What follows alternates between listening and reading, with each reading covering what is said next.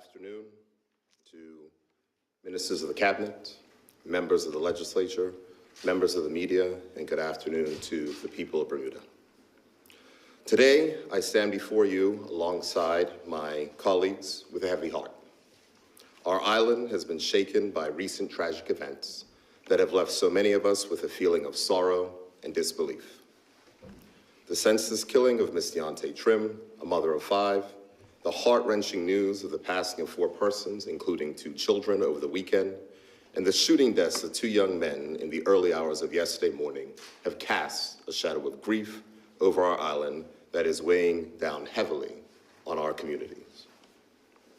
These recent tragedies have struck the very core of so many families and friends, and their pain has reverberated throughout our entire island. We are all hurting. We are all hurting. As a member of the community, we are hurting with you. Bermuda is a small island where we all intrinsically linked. And when one family or community is hurting, we all feel it. As a father, I can only begin to imagine the pain that mothers and fathers feel as they mourn the losses of their sons, young men with so much potential, and daughters who were taken far too soon. And I'm deeply saddened at the thought of those children who have been left to navigate a life without the love and guidance of their mother, and for the uncles and aunts and grandparents who experience the pain of losing children and grandchildren who they've loved and nurtured. Bermuda, in these dark times, we must continue to work to ensure a more hopeful future. We must collectively summon the strength inside of us and not allow our island to be defined by these tragedies, but by how we respond to them and to one another. We must unite to support those directly impacted by these devastating events.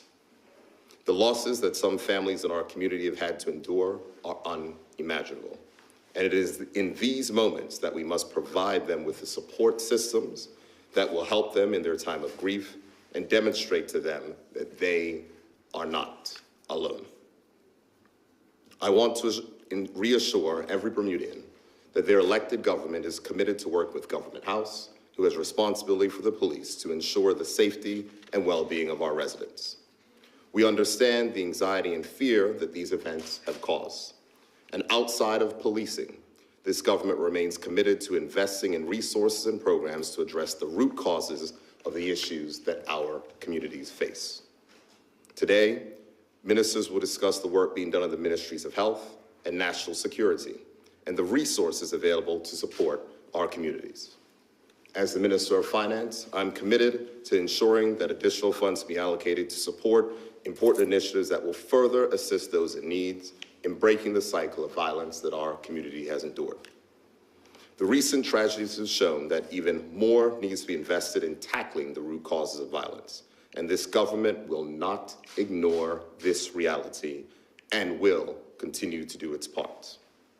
But the government cannot do this alone. We need strength and unity from all of Bermuda, working together as one. This is not the time to point fingers or play politics. These are not the problems of one political party or another, but matters that we must deal with together as Bermudians. I thank the local faith leaders, community leaders, charity leaders, sports club leaders, and others who've been vocal in their prayers for our island, visible in support for the families, and in their calls to show compassion and stand in solidarity while using the hurt we collectively feel as a reminder that we must redouble our efforts for positive change. It was touching to see a number of individuals gathered in harmony and prayer at the Cabinet lawn earlier this week. And I encourage all of us not to lose that energy or mentality that we must work together to overcome this. All families and residents are impacted by violence in our community. And though the results of violence are mainly impacting Bermuda's Black community, there is an imperative for all sectors of the community to ensure that they are part of the solution. The culture of silence that prevails in some parts of Bermuda, the view that it is another community's problem, is not what this island needs. It is only through collective unity and community participation that we can bring about the change I believe we all want to ensure in our communities, to stop families from having to endure this pain, to find the strength to heal, to implement policies that honor those we have lost, and to build a safer Bermuda and a brighter future. As I close out my introductory comments, I would like to again express my heartfelt condolences to the families who have lost loved ones, and again plead with persons in our community who have any information about the shooting of Miss Deontay Trim, the passing of the 4 Bermudians in the Friswellsville area over the weekend, or yesterday's shooting, to contact Bermuda Police Service or the confidential Crime Stoppers Hotline. The Bermuda Police Service have a difficult job to do, but it is made easier when they have the support and cooperation from the public. Thank you, and I now invite the Minister of Health to speak about the support services available to assist those in the aftermath of these tragedies, and also the proactive work on mental health that is essential to ensure that those who may be facing challenges in our community know that there is support available. Minister. Good afternoon, everyone. I want to start by saying that my heart also aches as we reflect on the recent deaths of this week. I'm deeply saddened and shocked by the recent news. As a mother, my heart is breaking, along with yours. The loss of life that we've experienced this week is immeasurable. The loss of children and young people is a pain that defies words. There are no words to fully express the depth of our sorrow. Our hearts are heavy for the families and friends who are enduring this unimaginable pain. As a mother, I know the fierce love that we have for our children, the dreams that we hold for their futures. At this time of immense loss, it is okay to feel overwhelmed, angry, confused, or numb. Grief takes many forms, and there is no right way or wrong way to feel. As the Premier and the Minister of National Security have already indicated, our country has been deeply hit by these tragic losses. The pain we feel as a community is immense, and the mental and emotional well-being of our people has been profoundly shaken. In these difficult and testing times, we must pause, reflect, and support one another. If you or someone you know is struggling, please do not hesitate to seek help.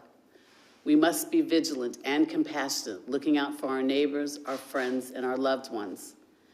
Check in on each other, offer a listening ear, and pay attention to signs that someone may be struggling. Even a small gesture of kindness can make a significant difference in someone's life. Though these tragedies may not affect each of us directly, we are a close-knit community, and the ripples of these losses touch each and every one of us. It's often said that there are 6 degrees of separation, but in Bermuda, I think that's 3, because the ripple effects impact us all. Whether within your family, among friends, your church group, or any other workplace, someone you know is grieving. And let us come together to support one another and prioritize our mental and emotional health. The Ministry of Health wants to assure and reassure everyone that support is available for those that need it. If you're finding it hard to cope with these events or any other mental health issues, please reach out to the following agencies. The Mid-Atlantic Wellness Institute, and their main line is 239-1111, which connects to a 24-hour mental health crisis line, or call 236-3770. The Red Cross Psychosocial First Aiders, call 236-8253 between the hours of 9 a.m. and 4 p.m. Monday to Friday. And as we've indicated previously, the Family Center offers resources and support for parents and children experiencing grief. They provide a grief support and a tip sheet for parents covering topics such as creating a supportive environment, memorial activities for children, talking about a tragic death, managing fears and anxieties, recognizing and addressing grief in children, and seeking professional help. To access therapeutic grief support for children between the ages of 4 and 18 years of age, please call the Family Center at 232-1116 and ask to speak with a screener. I just want to take a moment to specifically address youth mental health. Record levels of youth and young people are struggling. Academic pressure, social media, bullying, poverty, lack of availability of professional mental health support, all have been named by various sources as contributing to this epidemic of poor mental health in our young people. The Department of Health has made significant strides in its ongoing commitment to bolster adolescent mental health support. Recognizing the crucial role that schools play in young people's lives, the department has initiated several key programs to build capacity amongst professionals who interact with children and adolescents on a daily basis. We have been investing in training for professionals who work with our young people, from educators to healthcare providers, to better understand and support the emotional well-being of children and teenagers. This includes learning how to recognize when young people may be struggling and how to connect them with the appropriate resources and support. By equipping health professionals and educators with the tools and knowledge they need, we are helping to foster a supportive and understanding atmosphere for our young people. And finally, if you are experiencing a mental health crisis, please call 911 at any time. Do not hesitate to contact these organizations for advice and support. We are our brother's keepers. Let us stand together in this time of sorrow, offering love, comfort, and support to those in need. Our community is strong, and we are caring for one another, and we will find the strength to heal and move forward. To the families and friends and loved ones of those who have lost their lives, we continue to extend our deepest sympathies, condolences, and our heartfelt prayers. Our community mourns with you, and we stand with you at this time of grief. Thank you.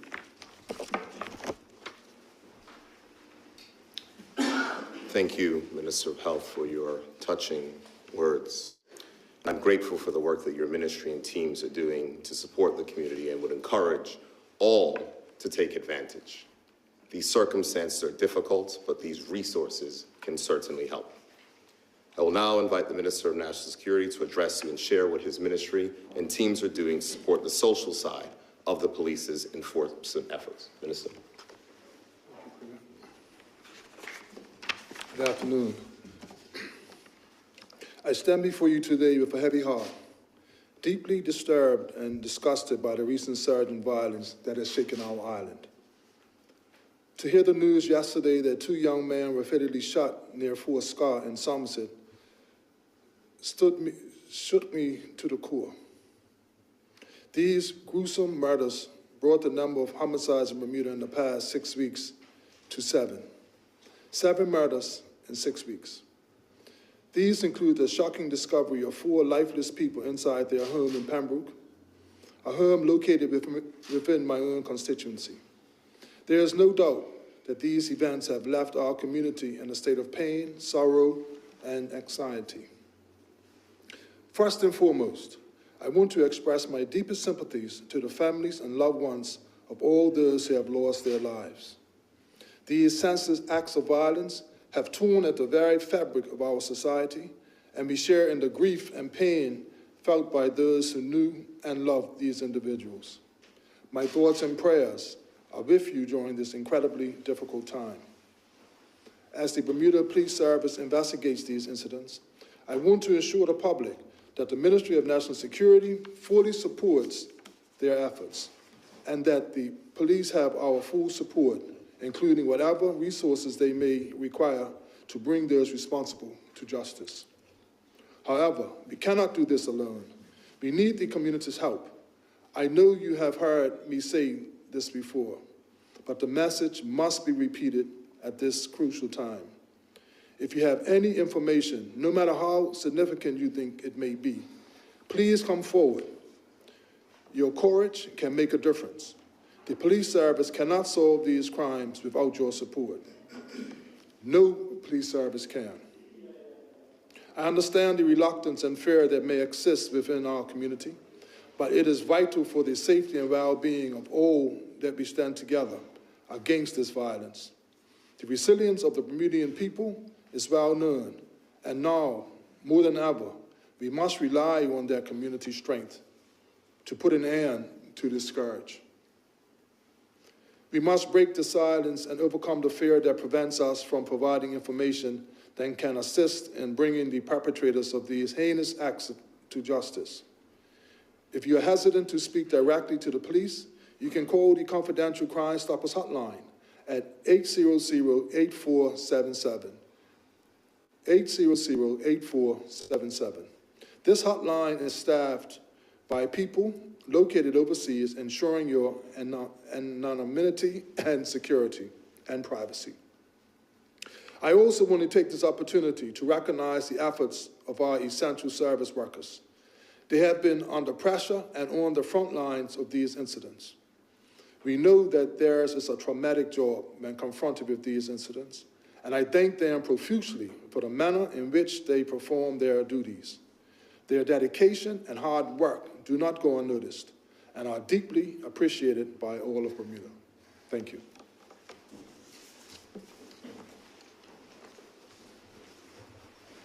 Thank you, Minister. I extend my thanks to you and your team for the tireless efforts in assisting the community and working with young people with the aim of breaking the multi-generational cycle of violence. Now I will take questions, or we will take questions from members of the media. Thank you, Premier. Ministers, we indicated the order. We'll start with Mr. Lindsay, TNN Travel. What is your question? Thank you. Premier, the community is unsettled over many things. What would be your top priority? The top priority, of course, is supporting the families who are impacted by this tragedy. And I think that's what's most important. You see, with the ministers who are here, the colleagues that are here, I think the calls from across the community in support of the families. And so that's the number one space. Number two, of course, is ensuring that the police have the resources which are necessary to investigate these crimes. And the third thing is by making sure that we examine what it is that we have done, because we have increased support for mental health. We have seen success in the intervention with young people who have been on possibly going on the wrong path through the work of the Gang Violence Reduction Team and others, but it's clear that there's more that needs to be done. We focus on the tragedies, but we also know that there are stories of success.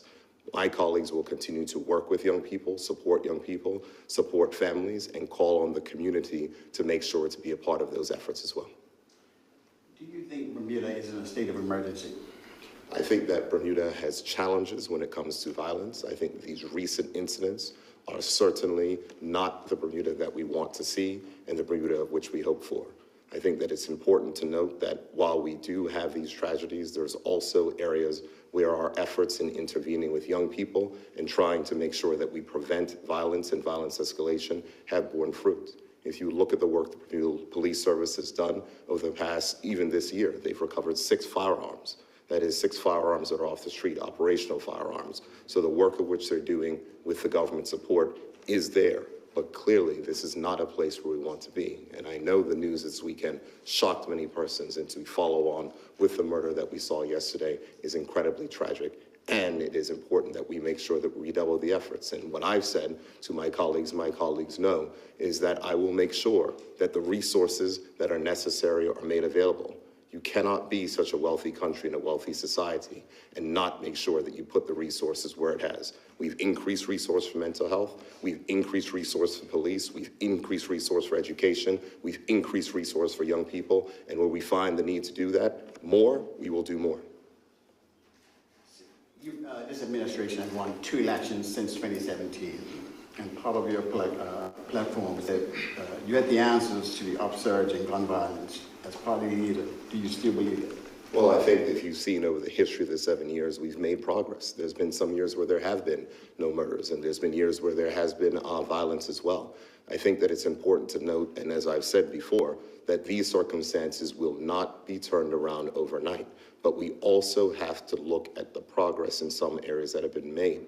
The teams at the Ministry of National Security, over a number of ministers, have had success in intervention with young people, with the programs of which we have implemented in the work that is taking place in the schools. We want to save everyone. That is our desire, that is our goal. Sometimes we cannot, but that is not going to stop us from redoubling our efforts to make sure that we focus on trying to save our young people. But I think it's an also important message to parents as well, who are faced with these situations and circumstances that you are not alone as well. If you see or feel that your young son or daughter may be going on the wrong path, please note that there are resources that can help. I've seen firsthand in families inside of my constituency and even in my own family where these have helped. And so I want to ensure the public that we are here to assist and that the support services provided by the government are able and to make sure that people know that they can access those services.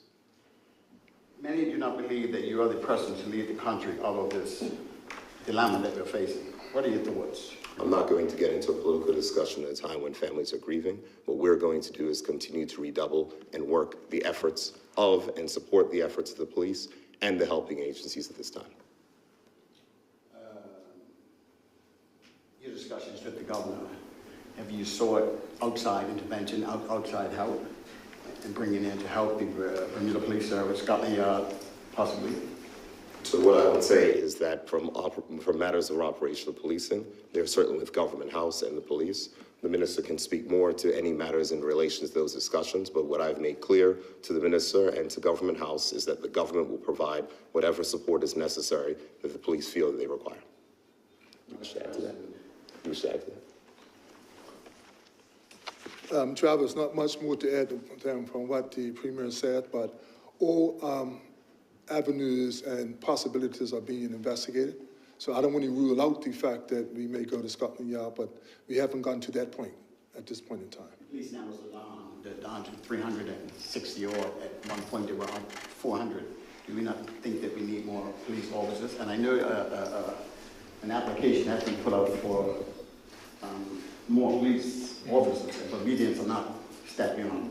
What must you do to invite more to join the service? Well, we definitely need more police officers, and we need more recruits right across the uniformed services. So what we're doing now is looking at the whole recruitment process to make it easier, more 21st century compatible to trying to get the required recruits. So that's an ongoing process.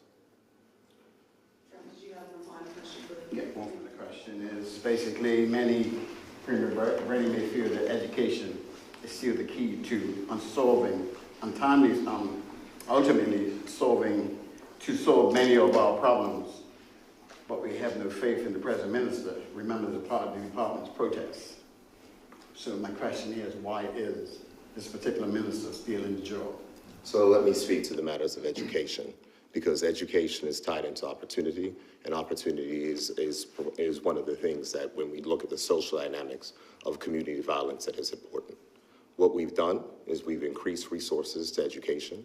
We've increased training through workforce development. We have a youth youth employment initiative that has seen young youth unemployment drop dramatically. We've seen more and more young people being able to go to work, and we're continuing to support persons, whether it's through free Bermuda College, free training, and access to those issues. So I would agree that education is the key, the tools that are necessary, and I think it's also important to note what the Minister of Health has said in regards to the work of which we're doing in emotional health in schools, which is also important, the additional resources that have been made available for mental health inside of our schools, additional training that is being done to support young persons, and the work that the Ministry of National Security through the Gang Violence Reduction Team inside of our schools are making sure to intervene, to understand. But I will again ask that it is not just the teachers who are equipped with those challenges, who are equipped with recognize the signs, but parents know that you can reach out for help and assistance if you feel you need it, and the support agencies of the government will be there to help. Thank you, Trevor. Just as a reminder, members of the media, we're here to discuss the community tragedies. We're not turning this into a political back and forth. So with that, Jasmine, please field your questions to the Premier and ministers. Please keep it related to the subject matter at hand. Thank you. Thank you for your comments, Premier. Just to start, as leader of the country, you're also a parent, and obviously adults are grappling with what's happening, but how do you explain this to young people, to young children, what's happening right now? Well, it's very difficult to explain to young children. And I struggled yesterday. I had to call someone to talk to someone myself. I know the minister struggled yesterday. I know our colleagues have struggled. We've been personally impacted. There's been persons behind me who've worked with a young man who lost their lives yesterday. There's been families who've had to hold their friends and families who've been grieving, and their cousins and relatives, persons who they mentored and nurtured and poured life into. So it is difficult. And so from that aspect, I want to remind the persons who are watching that the government and helping agencies do have those resources available. The Family Center does an excellent job in relaying these matters related to grief. But I think in a longer-term perspective, we have to remember that these are multi-generational items, multi-generational issues, and that the investment which is required in tackling the root causes. This is not just an enforcement issue. There has been good work that has been done, but we always have to look at what we've done, recognize and augment them, because there are success stories, but we need more success stories, and this government will not rest until we continue to work to save more of our young people.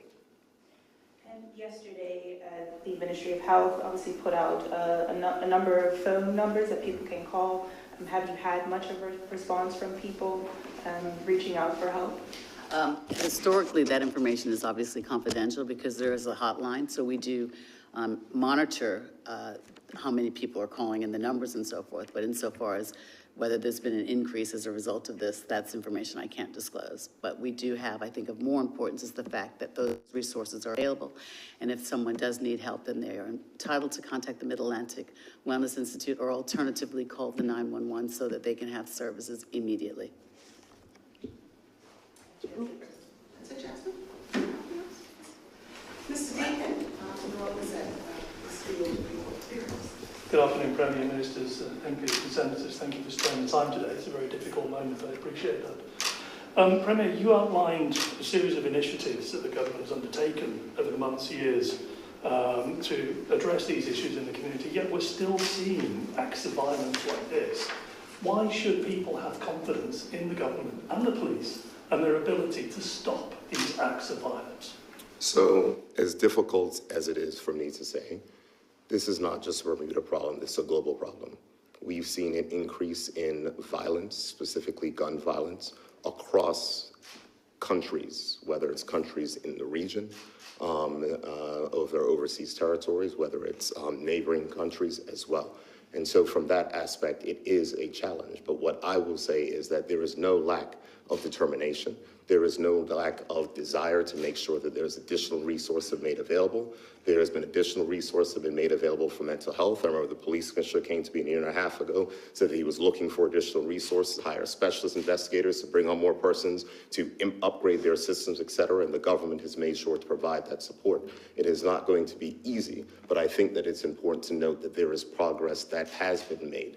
Would I like to say that I want there to be none? Absolutely. Do I believe that is realistic? I must be honest with the people of this country and say, unless we all come together and we are all honest with each other and make sure that when there are things that are taking place which are not right, that we go ahead and report those and end the culture of silence, it will be difficult for this government or any government to go ahead and to put an end to these issues. And so this is not just about us. We have provided the resources. We will provide more. It is vital that persons take advantage of those resources, but also parents have a vital role to play, as do members of the community. You touched on resources, and Minister Weeks touched on resources. We know that the policing levels are at the lowest since the 1990s. What additional funds can you give the police now to help solve these issues? And are you looking at any short-term measures? The Minister mentioned Scotland Yard. Perhaps you could expand on that. And any of the short-term measures or resources that you might be giving investigators? So what I would say is, I think the minister's question was in response to something that was mentioned by another reporter. I'm not going to speak to operational matters because that is not under the responsibility of the government of Bermuda. That is under the responsibility of the government house and the police. But I'll reiterate the comments which I've made before, is that when the police have asked for additional resources, those resources have been provided. The police commissioner came to me a year and a half ago, said he wanted to bring in additional officers. Those matters were not in the budget. We funded those matters in the budget. You remember we had an additional budget in 2022 after I came back to the Ministry of Finance that provided additional money to mental health, that provided additional money to the police service, that added additional money to youth and family services. So we are committed to making sure that we increase those resources, and we will go ahead and do so. You're committed to increasing those resources. Is that going to happen now, though? Absolutely. So Just so we are clear, just so we're clear, how much do you put the price on a life? This is my point. And so from the perspective of the government of Bermuda, at any point in time, we must look at what we've done and identify where we can do more. And in the space where communities are hurting, in the space where families are dealing with unimaginable tragedy, it is not going to be an excuse to say that, oh, I must make sure to satisfy an outside ratings agency with a balanced budget when communities are hurting.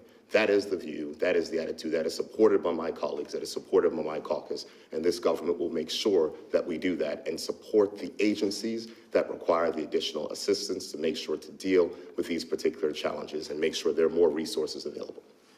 A question to the Minister, if I may. You did mention Scotland Yard. What's going on there? When I mentioned Scotland Yard, it was just in response to a question from another reporter. You said there was consideration of asking Scotland Yard. No, I didn't say that. I said that the resources that may be needed by the police will be looked into, and things like Scotland Yard will not be ruled out, but we have not had any discussions on Scotland Yard. So there's a possibility of bringing some short-term help in, perhaps? Well, we're looking for any available resource, as the Premier had said, any resource that the police may need, the government will make available to them. Just while you're here, Minister, the CCTV system, it was meant to finish this month. Is that still on track to finish this month? We are more than 80% complete, and I'm very confident that they will be finished in the next few weeks. Do we know if there's any CCTV at Scout Hill or anywhere else? Well, I've had a preliminary as to the yesterday, and CCTV is currently being looked at by the police. I don't know what system it is, but the CCTV is being looked at by the police. It's a general question. What's behind this? Can you speculate? Have you any idea, both Premier and Minister? What's the driving force? Because we're not seeing it just now. It's unprecedented now, but it's ongoing. Well, to speculate as to what exactly behind it, I cannot answer that. I'm socially, academic. It's a whole lot of different things that's behind it. No, one thing. I wouldn't say it's just one thing. No. Just probably the final question, but a bigger picture, really. We've got international business here. We rely on tourism here. The effect on the Bermudians here. How concerned are you about the bigger picture here? This is fairly unprecedented at the moment, and it doesn't look good for Bermuda at the moment. Is that for me? I don't mind. But just a general picture, just on how you feel. I think you would have heard in my comments that though these incidents are largely, the impacts of them are largely felt by the Black community of this country, they impact the entire community. And so you'd asked a question earlier about, whether additional resources be made available and other types of things. It's a question of what are the priorities of the government. And so I put a higher priority on life than I do on satisfying external ratings agencies. And I put a higher priority on life than it is in demonstrating to some artificial measure of, a country's financial well-being based upon a country's emotional well-being. And that is what is being challenged here. That's what strikes the core. I mean, trust me, our colleagues have cried with each other. This has not been an easy experience. As I mentioned to a person, I had to call someone in yesterday to talk because I was having difficulty coping. There have been persons who have been personally impacted. So it is felt. As the minister said, there is a number of different causes to this, whether they be social, environmental, matters related to mental health. That is the reason why we were proactive in increasing mental health resources across the community and for young persons. That is why we've been responsive in requests for additional assistance from the police. That is the reason why we provided additional funding to youth services and others so that the interventions and that young people can be engaged in more productive activities. And we're going to continue to make sure that we make more and more resources available. The feeling is not good, and that is why it is not just up to the government, but also the community. And I must reiterate again my call to parents. Sometimes we don't want to look in the mirror and say it's our child. Sometimes we want to say it's not. We know that persons in this community can be challenged. And please rest assured, parents, that the resources that are available within the government, you can reach out for help. You don't have to be in it alone, and together we can work to bring an end to this cycle. We have seen progress, but times like this make us re-examine our efforts to make sure that we can make more progress. Thank you. Members of the media, we are mindful of the time. That's what is the question. One last question. Premier Burt, we've had 5 people shot in the middle of town, 7 deaths since May 24th. The question is, why hasn't the U.S. addressed public on these matters? What things are for you to address? I would have to say that I have addressed. I work inside issues. I work with the Minister of National Security, work with my cabinet colleagues. Mr. Lindsay, I will answer your question. But I think that it's important to note that this is not around the work of which we may do in front of cameras. This is around the work that is taking place inside of communities. This is about the work of community MPs and others who have been there. This is about the work of persons like Senator Simmons, who's been with families, who's had to console, who's had to grieve, who had to organize support, the work is taking place here. So yes, some may call for those type of things. What is most important from my aspect is to ensure that the support is being provided to families, the communities, and making sure that the teams which are best equipped to deal with these problems with actions and not words are supported. Well, that's your opinion, Trevor. I would beg to disagree, but thank you for your opinion. Thank you, Trevor. Thank you. And that concludes our press briefing. Premier, do you have any final words, final words for? It can only be to reiterate, number one, my thanks to the ministers and their work, the first responders, my colleagues who have been instrumental in assisting with work on the ground and dealing with the tragedies of which we face and assisting families and assisting the community in this effort. And as a close, this is not just a government issue. The government will make resources available, but I urge citizens to please take advantage of those resources and reach out if you need help. Oftentimes, our resources are not fully utilized, and we want to assure persons that that help is available and encourage you, especially parents. If you feel that something is not right, please reach out. We are here to ensure that that support is provided. Thank you, and I will close with condolences, again, to the families that have been affected by these tragedies. Thank you, Premier. Thank you, Ministers. That concludes today's presentation.